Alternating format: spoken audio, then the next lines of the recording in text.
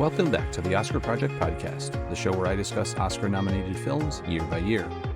I'm your host, Jonathan Eaterberg, and today I'm bringing you an interview with Wendi Tang, director of the short film Fishtank, which will be featured this week at both the Flickrs Rhode Island International Film Festival and the HollyShorts Film Festival. Before I jump into the interview, please be sure to subscribe to the show in your podcast player so you can get all the newest episodes as soon as they're released. If you like the interview and want to hear more, please consider leaving a rating and review in Apple Podcasts or Spotify. Wendi Tang is a Los Angeles-based writer and director. Her work focuses on character-driven stories that explore various corners of female narratives. Her short films have been selected by numerous Oscar-qualifying film festivals worldwide, including Flickrs Rhode Island International Film Festival, the Norwegian Short Film Festival, Dead Center Film Festival, and more. She joins me today to talk about her short film Fishtank, which will be showing at this year's HollyShorts Film Festival in August. Wendi, welcome to the show. Hi, Jonathan. Thank you so much for having me. So I want to start off just talking about the film as a whole. It's very surreal, especially kind of the beginning and end, where we get a little bit more of a grounding in an actual story in the middle. Tell me a bit about where the inspiration for the story came from. That's a great question. The inspiration, okay, this might sound a little cliche, but the inspiration, the direct inspiration of the film came from one of my dreams. Like, I'm those kind of people who, like, usually will have, like, really wild dreams, and I get to explore another world in my dreams, which I don't know if it's good or bad, but yeah, for my, creative side, that's good. And in one of my dreams, I dreamt about myself being in the middle of nowhere, and I knew that I was dreaming. So I was questioning myself. I was like, why am I throwing up? And then before I could realize, I already saw a living goldfish landing on my palms. And that woke me up. That image woke me up. And I was like, I have to write this down. This is not just a good image, but it somehow connects to, like, my life, like my history. Sure. So I took a lot of time to really delve deep into how this goldfish is connecting to my life, my emotions, my experiences. And that really drove me into a really deep self-introspection process. And there comes the story that I want to share with the world. Fascinating. Now, one of the first scenes in the film, you show your main character, Jules. She's at a meeting for Alcoholics Anonymous, and she chooses to be very honest about her weird vomiting, the goldfish that you were just talking about.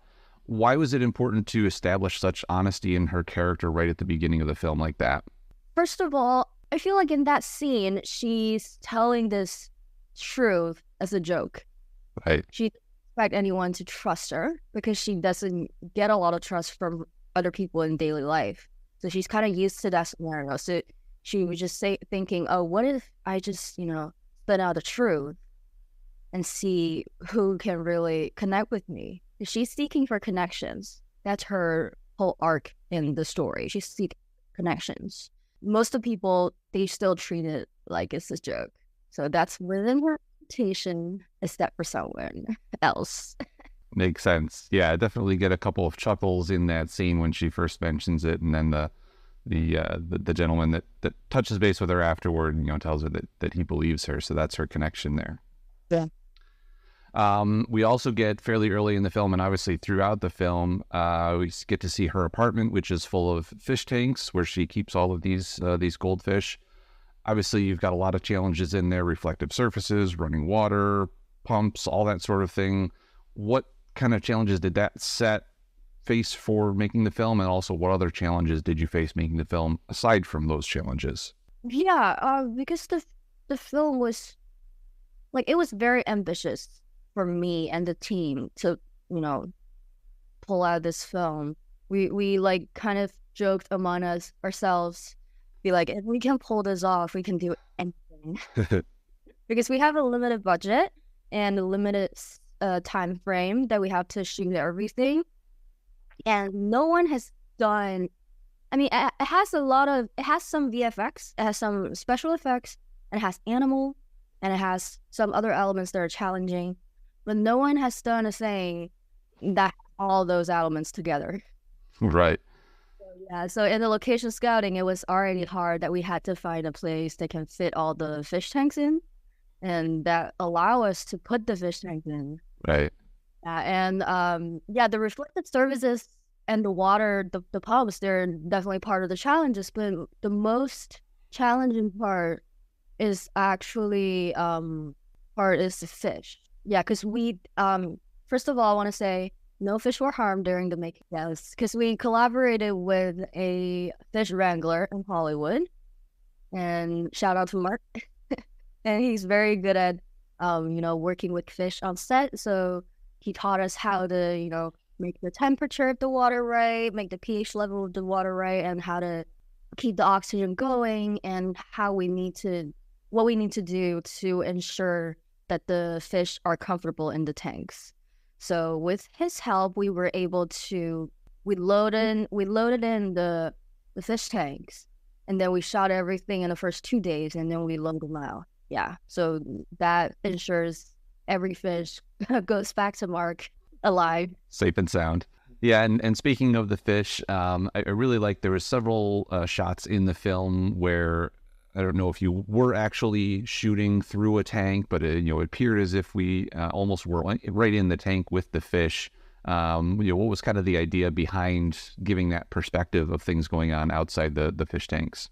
Really glad you picked up that element. Yeah, because that was definitely intentional. Because when I was writing the story, I feel like Jules, one of the reasons that she takes care of all her fish is because she relates to them as an Asian woman in the society. She relates to them, and that also kind of echoes back to my own experience as an Asian woman.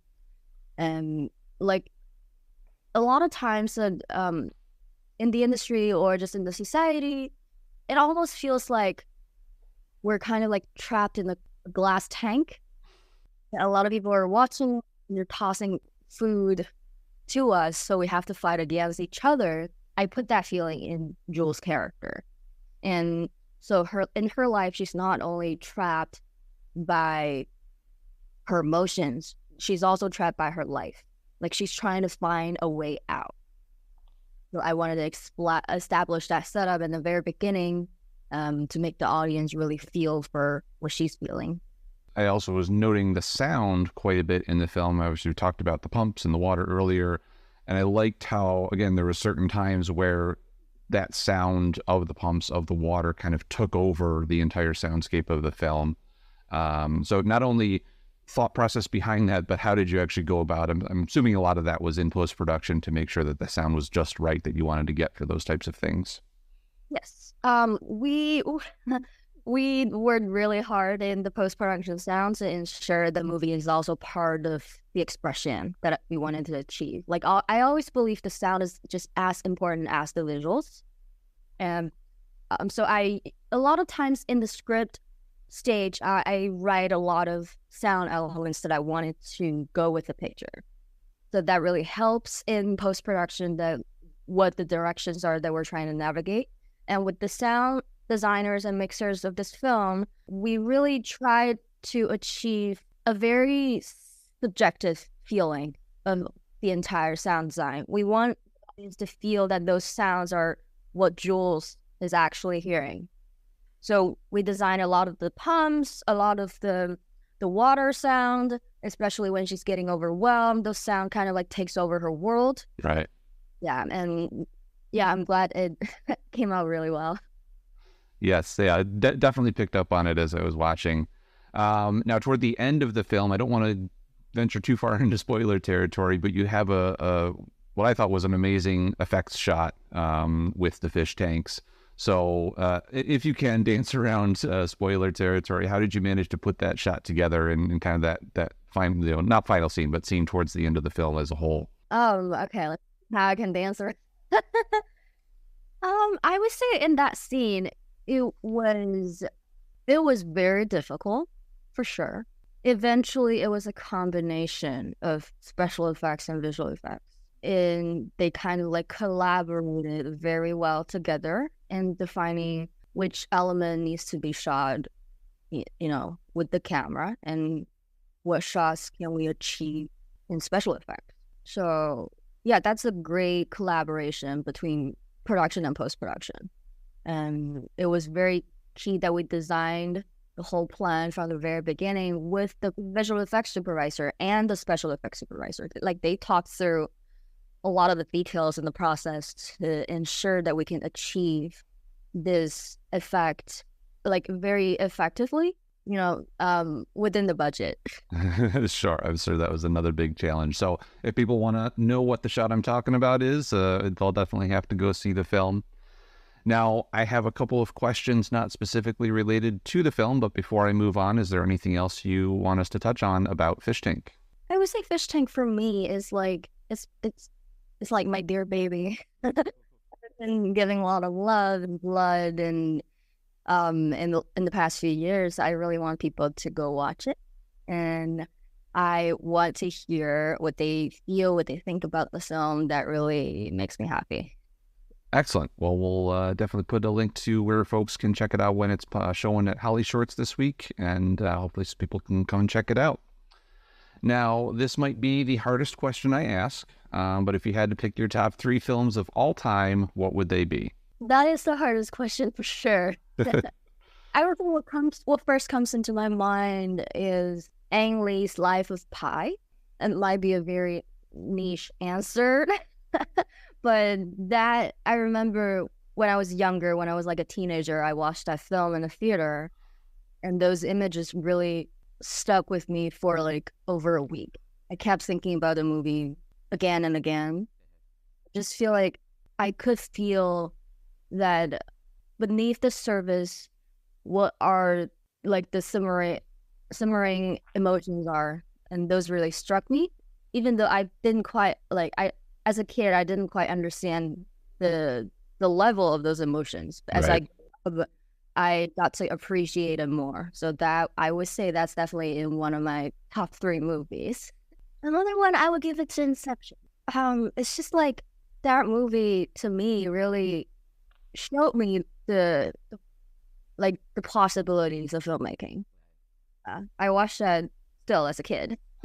Before I even got into studying film and becoming a filmmaker, that showed me how powerful this tool is in terms of expressing your ideas and try to communicate it with the audience. So that's another one of my top 3. And if I have to pick another, Soul, I think it came out kind of like during the pandemic, right? If I remember it correct. And at that time, because I went to school in New York for many years, and at that time, I kind of like, I had to leave New York because of some personal reasons during the pandemic. So I watched a movie outside of New York, and that just made me cry. Right. Yeah. Wonderful film. The idea they're trying to convey in that film about life, about purpose, about what's your spark, that really got me think a lot during those very hard times during the pandemic. For sure. Now, similar question, but along a little different lines. If you could invite any 3 movie characters to your next dinner party, who would they be and why? Oh, wow. Oh my God, that's even harder than the previous one. Okay, let me see. Okay, first one I want to invite is Charles Xavier from X-Men. I just really want to see how he can read my mind. And the second character I want to invite to my dinner party, who would that be? Okay, maybe Doctor Strange. Okay, Charles Xavier, Doctor Strange. Yeah, they're very satisfying. I just want to see how their powers like play against each other. Sure, yeah. And the third one, oh my God. Okay, now I'm already in this whole Disney Marvel realm. How about Groot? All right. Interesting. At least, yes. Very interesting party. I don't think I've had any of those 3 selected for that question, but yeah, because we're already in the round. Like, how about I just put them together? So I feel like that dinner is gonna be very fun. That I don't need to, chat. They can chat among themselves. I can just focus on my food and observe them.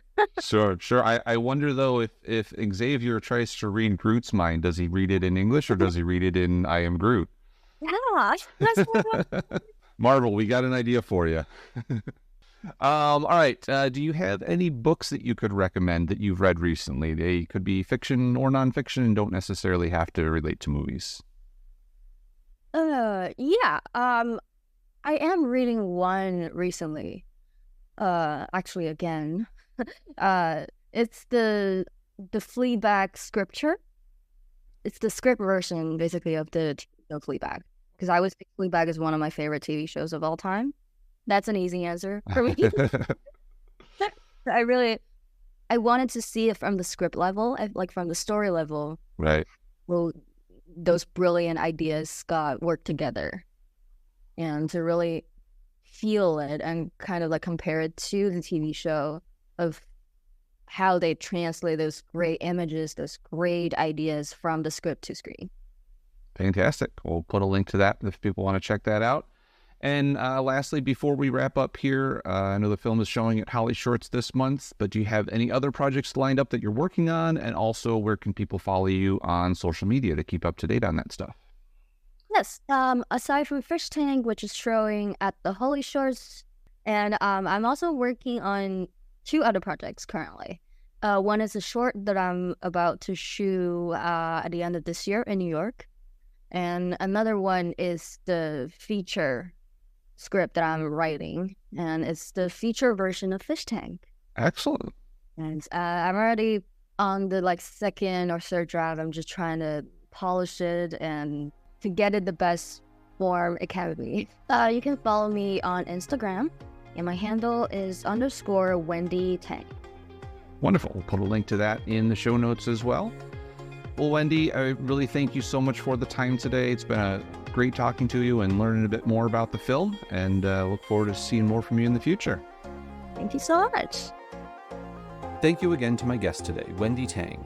Her new short film, Fishtank, is showing at the Flickers Rhode Island International Film Festival August 6th through 11th, and at the HollyShorts Film Festival on August 11th at 12:30 p.m.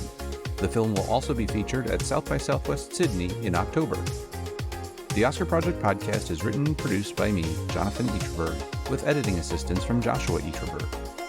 Please come back for more director interviews throughout the month of August. Until then, I hope to see you at the movies.